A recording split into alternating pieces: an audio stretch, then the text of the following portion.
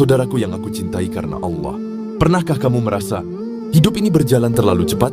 Masalah datang tanpa kita undang, rasa lelah muncul tanpa kita minta, dan kadang hati kita merasa, aku sudah berusaha, tapi kenapa semuanya terasa berat?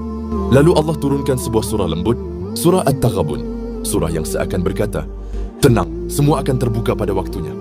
Allah membuka surah ini dengan sesuatu yang indah, bahwa seluruh langit, bumi, angin, awan, laut, semuanya tunduk kepadanya.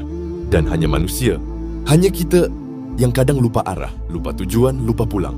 Allah mengingatkan kisah umat-umat dahulu, bukan untuk menakut-nakuti, tapi agar kita tidak mengulangi kesalahan yang sama, terlalu percaya diri pada kehidupan dunia. Padahal dunia ini tempat singgah, bukan tempat tinggal. Lalu Allah turunkan ayat yang bisa membuat hati yang paling rapuh sekalipun kembali kuat. Tidak ada musibah yang menimpa kecuali dengan izin Allah. Artinya, tidak ada air mata yang jatuh sia-sia. Tidak ada luka yang datang tanpa makna. Tidak ada kehilangan yang tidak dicatat oleh Allah. Semua yang membuatmu terjatuh, semuanya sedang menggiringmu pulang ke arahnya. Dan ketika Allah berbicara tentang keluarga, Allah berkata bahwa pasangan anak-anak orang yang kita cintai bisa menjadi ujian bagi kita. Karena cinta itu lembut, dan terkadang membuat kita lupa pada Allah yang memberi cinta itu. Tapi lihat bagaimana lembutnya Allah.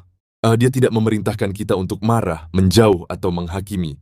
Allah hanya berkata, maafkan, lapangkan dada, dan biarkan aku yang membalas. Betapa indahnya. Allah mengajarkan kita bahwa keluarga itu tempat berjuang, bukan saling melukai. Tempat memaafkan, bukan membandingkan. Tempat pulang, bukan tempat disakiti.